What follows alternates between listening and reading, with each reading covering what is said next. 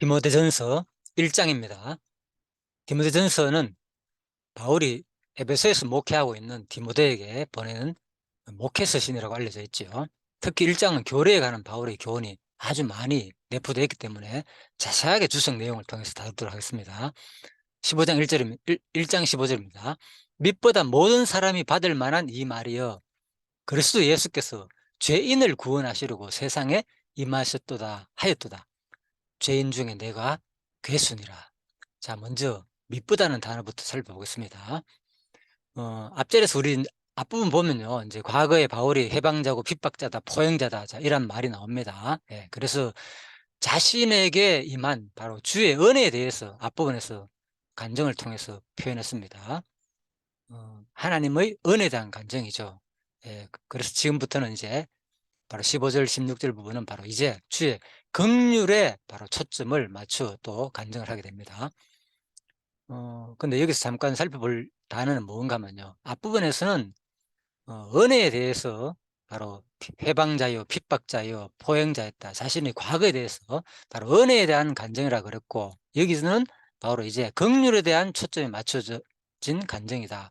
자, 이게 무슨 차이 나느냐? 바로 은혜는 일단 단어적인 뜻을 보면요, 고맙게 베풀어주는 신선한 혜택을 말하고, 긍휼은 불쌍히 여겨 돌봐줌을 말한다. 그래서 앞부분 은혜란 말은 바로 하나님께서 일방적으로 베풀어 주는 거죠. 너무나도. 예, 뭐 어차피 같은 뜻은 돼 있지만 약간의 차이가 납니다. 어떤 자였는데, 회방자고 핍박자고 포행자였는데 불구하고 과거에 이런 하나님의 은혜로 자기를 부름받아 가지고 바로 하나님의 이제 일꾼이 되었다는 겁니다. 그래서 그것을 은혜라 표현하는 거고, 자, 이번에는 이제 밑보다 모든 사람이 받을 만한 이 말이야. 도대체 뭔 말인가? 이거는 이제 긍휼이라고 했잖아요. 긍휼에 초점 맞춰졌다. 왜? 예수 그리스도께서 죄인을 구원하시려고 세상에 임했다는 겁니다. 예, 그래서 바로 죄인이라는 것은 죽을 수밖에 없는 존재잖아요. 그래서 바로 이 긍휼의 초점이 맞춰졌다는 말은 바로 불쌍히 여겨 죄인을 예수 그리스도께서 이 땅에 오셨다는 겁니다. 자, 그래서 여기 이제 미쁘다란 말은 이제 원어적으로 피스토스란 말인데 충분히 믿을 만하다. 자, 그리고 미쁘다 그러면 기쁘다란 말하고 단어가 비슷하기 때문에 이게 무슨 말인가 좀 어려울 수도 있지만은, 이거는 뭐 충분히 믿을 만하다 이런 뜻입니다. 예, 전적으로 확실하다. 이거는 믿을 만하고 확실할 일이다. 예, 미쁘다. 뭐가 바로 모든 사람이 받을 만한 이 말이요. 바로 그리스도 예수께서 죄인을 구원하시려고 세상에 오셨다는 거. 이게 바로 전적으로 우리가 믿을 만하다. 이제 그런 말입니다. 예, 그래서 이제 목회 수순에 좀 여러 번 많이 나타나지만 5번 정도 나타나고 돼 있네요. 그죠? 예, 그래서 그냥 참고하시고요. 다음. 그 다음에 그리스도 예수께서 죄인을 구원하시려고 세상에 임하셨다. 자, 그래서 우리가 이 단어가 너무나 또 중요한 사실이죠. 네, 여기도 이렇게 주석에 또 이렇게 설명하고 있잖아요. 기독교 진리의 가장 중요한 사실이다. 예, 그리스도 예수께서 죄인을 구원한 만큼, 예, 기독교 이 복음에 대한 본질에 대한 요약 부분이죠. 그리스도 예수께서 죄인을 구원하시려고 세상에 오셨다는 거. 예, 그래서 또한 조금 더 설명을 뭐 렌스키에서 간 사람은 조금 더 붙이기를, 세상에 임하셨다는 단순히 성육신에만 국한된 것이 아니라 세상을 떠나기까지 일어난 모든 것을 다 포함한다. 세상에 임했다는 말은 아무튼 그렇고요. 중요한 것은 바로서 기독교 진리의 가장 중요한 사실, 바로 복음의 본질, 그리스도께서 죄인을 구원하시려고 세상에 오셨다는 것.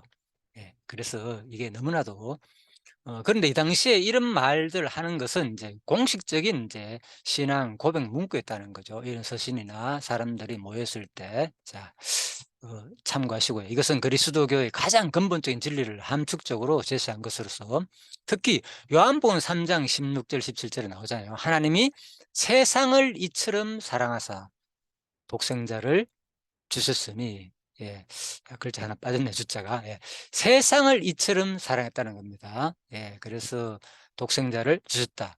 이는 저를 믿는 자마다 멸망치 않고 영생을 얻게 하려 하심이니라. 예, 그래서 하나님께서는 이 땅에 바로 우리 죄인을 구원하러 오셨고 세상을 어떻게 했다? 이처럼 사랑했다는 겁니다. 이처럼이 뭐냐 도대체? 바로 그 다음 나오는 말이죠. 독생자를 줄 만큼 하나님께서 왜 세상을 이렇게 사랑할까? 세상, 물론 하나님께서 만물을 창조하시고 창세기 나오죠. 하나님께서는 보시기에 좋았더라. 모든 만물을 보고 만들 때마다 첫째 날부터 계속 보시기에 좋았더라. 보시기에 좋았더라. 계속 반복하죠. 예. 그러니까 이 아마 여러분도 경험이 있을 거예요. 내가 그림을 그린다거나 어떤 미술 작품을 만들 때 얼마나 스스로 만족합니까, 사실? 잘했든 못했든 간 나름대로 어떤 것을 표현하는 그 자체가 항상 만족을 느끼잖아요. 그죠? 예, 그래서 하나님이 아마, 그죠? 우리도 인간이 이제 하나님의 그런 성품을 닮았기 때문에 이런 만족이 있는 거고, 예, 그래서 하나님도 이 세상을 만들 때, 사실 알지만은 지금 뭐, 그냥 천지창조, 뭐, 하늘과 해와 달과 별, 예, 성경에는 창세기 1장에는 그냥 해와 달과 별들과 우주 만물, 뭐, 또 뭐 생물, 각종 생물들 이렇게 표현되어 있지만은 각기 종류대로 이렇게 표현됐지만은 사실 이거는 과학적인 입장에서 볼 때는요, 이거는 어마어마한 거죠. 우주가 지금 뭐 제가 그런 사진을 준비했지만 여러분들 얼마든지 뭐 인터넷이나 유튜브에 검색해 보면 그죠? 진짜 우주의 그 광활하고 넓고 너무나도 신비로운 그 사진들이 뭐 매일같이 쏟아져 나오고 있잖아요. 예. 그래서 진짜 너무너무 우주가 넓고 진짜 상상할 수 없을 만큼 예 진짜 그런 것은 아시잖아요. 그런데 그것뿐만 아니라 해와 달과 별을 창조뿐만 아니라 하나님은 그걸 다 만들었던 거죠. 그러니까 얼마나 하나님께서 기뻐하시겠습니까? 스스로 그런 것을 다 하시고 그리고 그 우주 질서를 모든 것을 다 주관하시고 또 우리 사람도 마찬가지죠. 동물과 식물도 마찬가지고 각기 종류들이라는 말은 우리는 지금 보이는 종류가 뭐 아는 동물, 식물 이름 대라 그러면 몇 가지밖에 못 되겠지만은 진짜 수백만 정이 되잖아요. 얼마나 많습니까? 동물이나 식물이나 뭐. 그래서 진짜 하나님께서 그거를 너무나도 신기하죠. 예, 제가 예전에 이제 그런 강의도 한번 했는데 식물이나 동물이 보면요.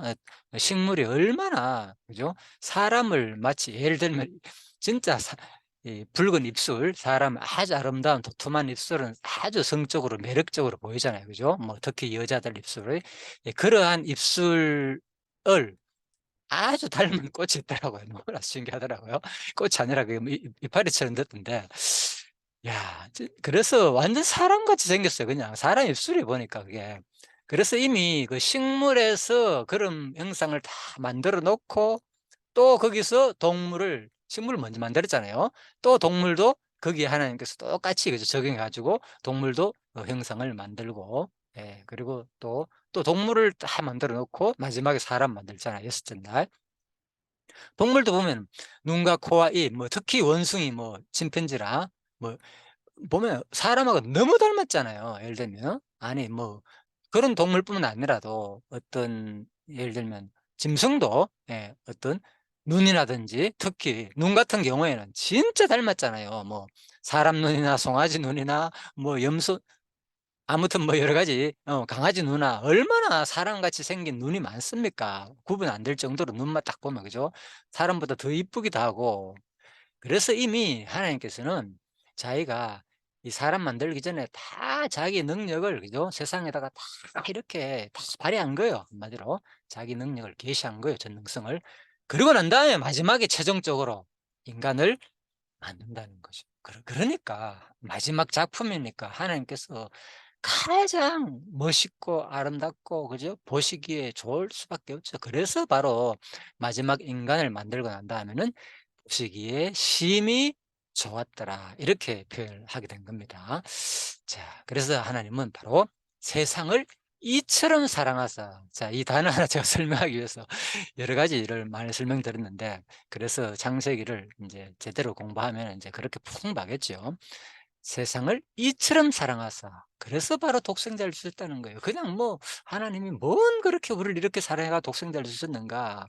자, 그게 인제 우리가 이 성경을 창세기부터 자세히 공부하게 되면 이렇게 이해하게 되겠죠. 자, 이는 저를 믿는 자마다 멸망치 않고 영생을 얻게 하려 하심이니라. 예, 믿는 자마다 멸망치 않고 영생을 얻게 한다는 거죠.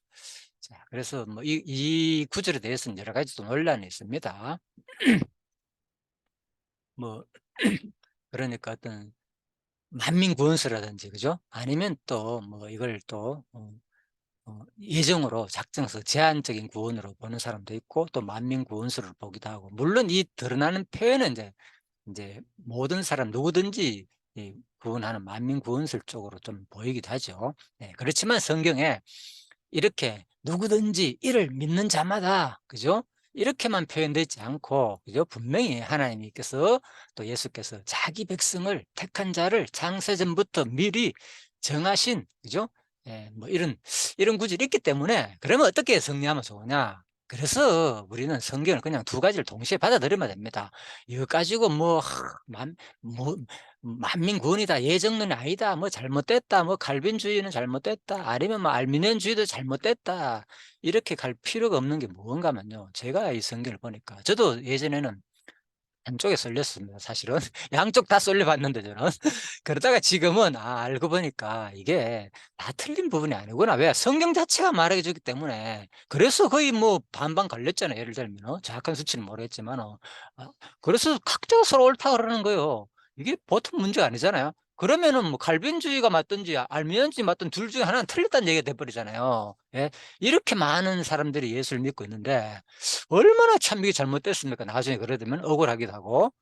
예, 제가 보기에는 그렇지 않다는 겁니다. 이거는 제대로 이해를 못해서 그렇지, 통합적으로 본 우리 시야가 좁아서 그렇지, 또 우리 인간적인 관점에서 보니까 이해 안 되다 보니까 서로서로 워낙 인간이 이기주의고 자기 잘났다고 많이 주장하다 보니까 그래 된 것이지, 사실은 바로 하나님 편에서 볼 때는 두 가지가 다 맞다는 거죠. 예, 하나님은 분명히, 그죠?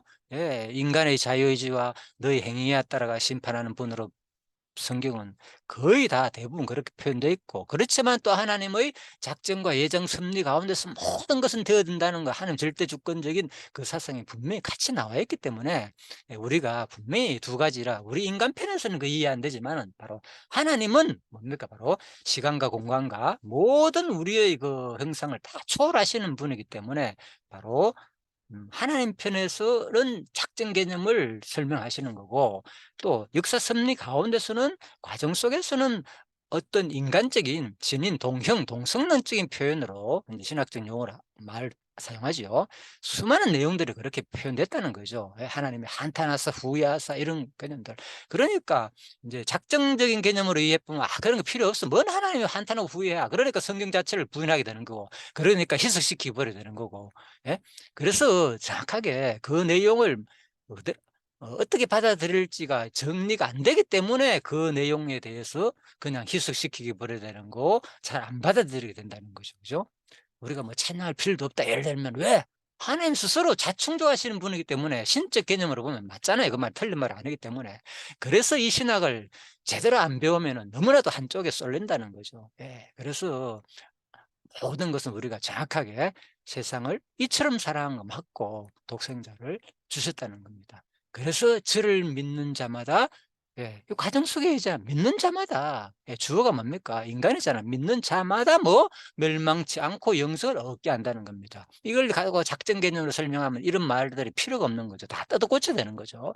심지어는 이런 걸 뭐 뜯어 고치는 사람도 뭐 있는데요. 그죠? 예를 들면, 그래서 진짜 얼마나 우리가 성경을 제대로 아는 게 중요한지 모릅니다. 자, 포괄적인 하나님적인 하나님 입장에서 어떻게 이 성경을 기록했는지를 정확하게 보지 않으면은 인간 입장에서 이해 안 되는 부분을 자기 나름대로 해석하고 변형시키고 이런 현상들이 생긴다는 거죠. 자, 그래서 바로 성경은 바로 세상을 이처럼 사랑하사, 하나님이 얼마나 세상을 사랑했다는 거, 제가 창세기를 들어 말씀드렸죠. 그래서 독생자를 줬다는 말 공감이 되죠. 네, 그래서 이제 바로 내일 모레 크리스마스인데, 바로 예수님이 오신다는 것은 바로 이런 의미가 있습니다. 세상을 이처럼 사랑하사, 독생자를 주셨다는 이 말을 바로 창세기와 연관해 가지고 이해가 안 하면 사실 이 말이 그렇게 공감 안 되는 거죠. 뭐 나 같은 사람을 위해 가지고 신이, 그죠? 진짜 뭐 어떻게 그냥 돌아가셨는가, 이게 나를 위해서, 이게 공감 안 가고 그냥 문자적으로 이해할 수도 있고, 물론 예수님 십자가의 그 돌아가시는 장면만 우리가 영화를 통해서 많이 봤기 때문에 보면은 '아 진짜 감사하다.' 이렇게 느껴지지만은, 본질적인 것은 어떻게 이해하냐, 바로 성경으로 이해해야 된다는 거죠. 이 창세기에 하나님의 전능하신 하나님의 그 속성이 얼마나 창세기에 계시됐고, 그런 하나님의 너무너무 전능하신 능력이 창세기에 만들 때에 그런 분이 스스로 만족하고 좋겠기 때문에, 그죠? 우리 인간을 마지막에 누구보다도, 세상 어느 만물보다도 보시기에 심히 좋았기 때문에 바로 하나님께서는 바로 독생자를 우리 아들에게 줬다는 거죠. 그죠? 특히 우리를 구원하기 위해서, 그죠? 예. 멸망치 않고 영생을 얻기 위해서. 왜? 그리스도께서 죄인을 구원하시라고. 바로 이것이 뭡니까? 바로 하나님의 긍휼이라는 거죠. 긍휼이 뭐라고요? 불쌍히 여기는 거랬잖아요. 그죠? 불쌍히 여기고 도와주는 거. 이게 긍휼이거든요. 그래서 예수님께서는 바로 하나님의 속성이 바로 긍휼한 성품이 있는 거죠. 은혜는 뭡니까? 좀 주권적인 것에 가깝고, 긍휼은 자비성인 것에 가깝죠. 물론 자비도 주권적으로 다 포함됐지만, 예, 그렇게 이해하시면 됩니다. 은혜는 일방적으로 베푸는 주권에 가깝고, 긍휼은 자비성에 가깝다. 그래서 너무나도 불쌍히 여기기 때문에, 불쌍히 여기지 않으면 자비가 안 나오거든요. 우리가 그래서 예수님께서도 마지막에, 그죠? 저 가난하고 불쌍한 형제들, 저 이웃에게 가장 약한 저 소자에게 한 것이 양과 염소 비유에서 나오잖아요. 그죠? 마태복음 25장입니까? 그래서 나에게 한 것이다, 다른 게 아니다. 예, 그리스도인의 마지막 예수님의 말씀입니다. 이웃 사랑하고 하나님 사랑하고 이웃 사랑하는 것은 결국은 이웃 사랑으로 드러난다. 지금은 하나님 우리를 사랑할 수 없기 때문에, 그죠? 그래서 기독교의 정신은 바로 이웃 사랑하는 것이다. 아무나 하고 상관없는 그들에게 불쌍히 여겨 가지고 도와주는 거. 왜 그래야 되느냐? 내가 너희들을 그렇게 했다는 거예요. 애굽의 종살이던 너희들. 너 뭐 바로 바울을 통해서 마찬가지죠. 네가 어떤 존재였냐? 과거 얘기했잖아요. 그죠? 예. 예, 과거에 핍박하고 사람들을 압제하고 너무너무 엄청난, 예, 해방자였고 포행자였고 폭력자였고, 이런 바울을 하나님께서 하나님의 은혜로 말미암아 가지고, 은혜잖아요. 일방적인 주권적인 은혜로 구원하셨기 때문에, 또 이제는 나도 똑같이, 그죠? 예수님의 이 긍휼을 입어 가지고 그대로 베푸는 정신이 바로 기독교 정신이라는 거죠. 예, 성경은 답니다. 이 내용이 다예요, 사실. 예, 이것만 제대로 알면은 뭐 이 역사적인 내용이나 이게 결국 하고자 하는 내용은 이거거든요. 이걸 통해서 우리가 하나님의 사랑을 깨닫고 이 땅에 사는 동안 100%는 우리가 되지를 못합니다. 각자가, 예, 근본적으로 하나님의 정하신 그 주권적인 섭리에 의한 은사, 은혜 분량만큼 우리는 살 수밖에 없습니다. 예, 그렇지만 우리 그걸 모르기 때문에, 그죠? 일단 자기가 지금 오늘 이런 말씀을 통해서 끊임없이 우리는 계속 성화되거든요. 잘하고 훈련이 되면서, 이런 말씀을 통해서 내가 계속 끊임없이 하나님 원하신 분량만큼 자라가지고 하나님은 그걸 원한다는 거죠. 잘하는, 정해 놓으신 그 분량만큼의, 사람마다 부모와 자식이 다 분량이 다르잖아요. 똑같이 다 이렇게 되기를 원하지 않는 겁니다. 바로 하나님이 뭡니까? 워낙 다양하게, 예? 각기 종류대로 만든 것처럼 사람도 뭡니까? 각기 하나님이 원하신 그 은사 분량만큼. 그래서 로마서에서 하시는 말씀이 뭐, 저 상대방에 대해서, 저자가 잘못해 가지고 넘어지는 거에 대해서 혹시 부족한 점이 있더라도 네가 뭐 탓하지 말라는 거예요. 네가 판단하지 말고 그것은 뭐 하는 거냐 고, 누구를 판단하는 거냐, 곧 그것이 누구를 판단하는 거냐, 나를 판단하는 것이 아니냐. 왜? 내가 저렇게 만들었고 내가 저 정도로 했는 것 때문에 그 얘기를 하는 거죠. 자, 그래서 우리가 오늘 이 순간 바로 그리스도 예수께서 죄인을 구원하시러 세상에 오셨다는 이 대진리, 이것만큼 큰 이 크리스마스 의미가 바로 여기에 담겨 있는 거죠. 예, 지난 시간도 말했지만 성경 전부 다 크리스마스 설교입니다. 따지고 보면은. 왜? 이게 결국은 하나님께서 이 땅에 우리요, 바로 인간의 성육신하는 것을 그대로 증거하기 때문에, 그죠? 자, 그렇게 보시면 되고, 자, 그리고 마지막에 죄인 중에 괴수다 그랬잖아요. 그래서 이러한 나를 바로 구원하시려고, 이게 뭡니까? 하나님의 긍휼이라는 거죠. 너무나도. 네, 바울은 그래서 이 말은 단순히 과거를 덤덤하게 회상하고 있는 것이 아니란 말이죠. 잘 참 설명해 놨죠, 진짜. 그죠? 네, 그래서 바울이 어, 오히려 그는 그리스도의 사도로 많은 세월 동안 일해 왔지만 지금도 자신의 그 무지하고 치욕스러웠던 과거를 후회하고 애통해하고 있다는 겁니다. 그래서 이게 이제 원어적으로 현재 진행형인 상태로 쓰였기 때문에, 그죠? 현재형으로. 그래서 야, 참 그래서 이런 원어 주석이 중요한 이유가 바로 이런 데 있습니다. 제대로 이런 말이 내가 그냥 나는 괴수였다 과거에. 그리고 우리 항상 바울이 옛날에, 지금 바울이 워낙 이제 잘 진짜 그리스도를 위해서 누구보다도 복음을 전가하고 그런 삶을 살았기 때문에 다 본받을 만하고 했기 때문에 바울이 뭐 그런 과거의 모습은 우리가 생각 잘 안 하잖아요. 과거에 그랬다는 식으로만 이해할 수도 있습니다. 진짜 잘 설명해 놨는데 내가 아무리 봐더라도. 저도 그냥 이걸 읽을 때 너무나 와닿았기 때문입니다. 바울이 단순히 과거를 덤덤하게 회상하고 있는 것이 아니라 이거는, 그죠? 아니다는 것을 이제 뭘 통해서, 그죠? 진행적인 완료형을 통해서 현재형을 통해서, 완료가 아니고요. 현재형을 통해서 바로 이렇게 지금도 자신의 그 무지하고 치욕스러운 과거를 후회하고 항상 애통하겠다는 그 바울 이런 모습. 이게 중요한 겁니다. 그래서 우리가 성경을 제대로 배우지 않으면 한쪽에 쏠려가지고 자기 과거를 돌이키지 않거든요. 항상. 왜? 깜깜이 잊어버리는 거예요. 인간은 본성으로 거의 다 항상 잊어버렸단 말이야. 내가 옛날에 그랬는데. 근데 바울은 그러지 않았다는 거야. 항상, 진행형, 현재형으로 쓰면서 내가 죄인이다, 괴수다. 이게 왜 중요하냐는 거죠. 그러면 이렇게 성경은 왜 이렇게 표현되어 있고, 그래야만이, 그죠? 바로, 자, 한번 볼까요?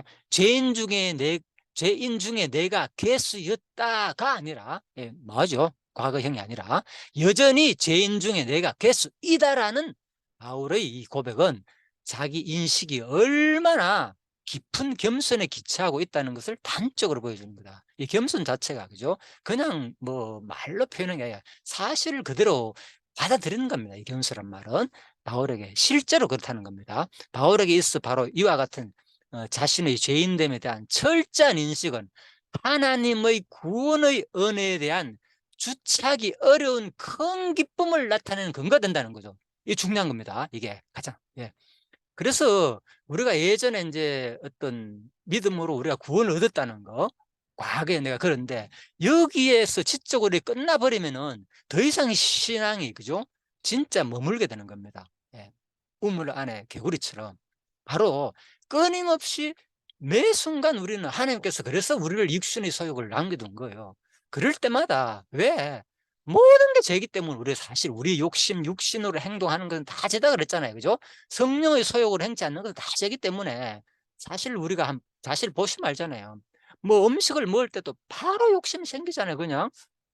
예를 들면 예전에 예전에 제가 이제 아무튼 어떤 목사님께서 참 잘 사용하신 말씀이 있습니다. 그래서 어떤 음식을 딱 보면은 예를 들면 사과를 보거나 아니 수박을 잘랐다 그러면은 손을 먼저 안 간다는 거, 좀 기다린다는 거예요. 왜? 먼저 중간에 수박을 먹으면 분량이 크잖아요. 근데 둥글기 때문에 가해 부분은 뭡니까? 작잖아요. 좀 짜투리고. 그래서 좀 겸손한 사람들은 눈치 보면서 가해 걸 먹고 좀 대담한 사람들은 중간을 먹겠죠.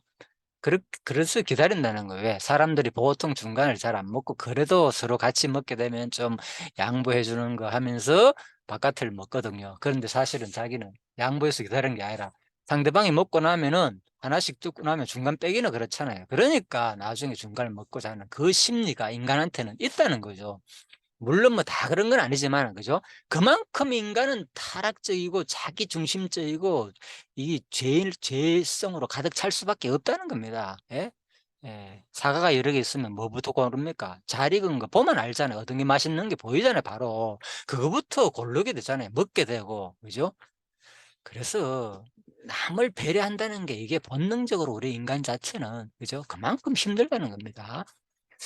자, 진짜 이제 사랑하는 사람만이 이게 할 수 있는 거죠. 진짜 사랑의 정신이 있는 사람만이. 그래서 바로 바울에게 있어 가지고 이와 같은 자신의 죄인 대한 철저한 자기 인식이 바로 하나님 구원의 은혜에 대한 주착이 어려운 큰 기쁨을 준다는 거죠. 끊임없이 우리들한테. 그죠? 그래서 바울도 그렇게 고백했고, 그래서 우리가 스스로 죄인이라는 그 인식이 없게 되면, 그죠? 이 구원에 대한 큰의 기쁨이 사실 사라지게 되거든요. 예. 그냥 과거적으로 옛날에 내가 구원받았으라만 생각한다면은 끊임없이 지금도, 그죠? 항상 내가 죄인이라는 그 생각이 매 순간 자기가 검증해야 되고, 예, 내가 얼마나 이기적이고, 그죠?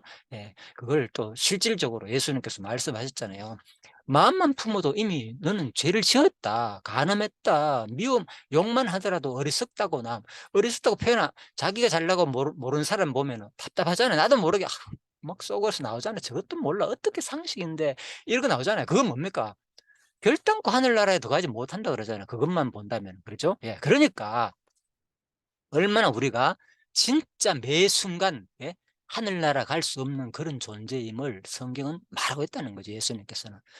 그래서 우리가 이 기독교, 이 예수가 이 땅에 오셔 가지고 우리가 죄인을 구원할 수 있는 이 예수를 믿는다는 것은 세상에 진짜 없는, 둘도 없는 너무나도 큰 은혜와 긍휼이었다는 거죠. 예. 그래서 오늘 바로 15절 말씀, mit보다 모든 사람이 받을 만한 이 말이요, 그리스도 예수께서 죄인을 구원하시려고 세상에 임하셨다 하였도다.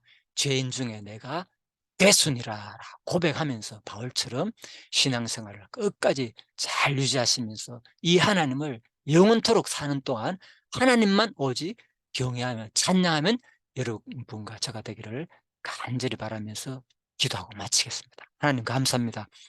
오늘 디모데전서 1장 15절 말씀을 통하여서 참으로 바울이 과거의 모습을 통하여서 너무나도 자기 자신을 참 고백하면서 하나님의 은혜와 긍휼을 느꼈지만은 오늘 이 말씀이 곧 나에게 주어진 나의 모습이기도 합니다. 아니, 나는 더 할 수도 있습니다. 사실 더 하기도 합니다, 하나님.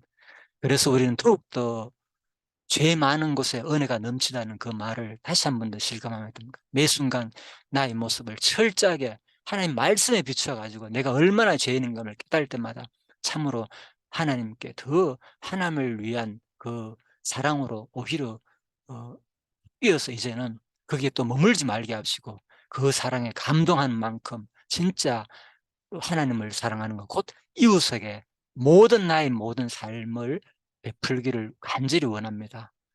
이 마음도 머물지 말게 하시고 또 실행할 수 있는 용기와 힘과 하나님의 긍휼과 자비하심이 나의 마음속에 임하여서 세상 사람들을 대할 때 넉넉히 베풀 수 있는 그 마음을 주시기를 간절히 소원하며 모든 것을 감사드리며 예수님 이름으로 기도드립니다. 아멘.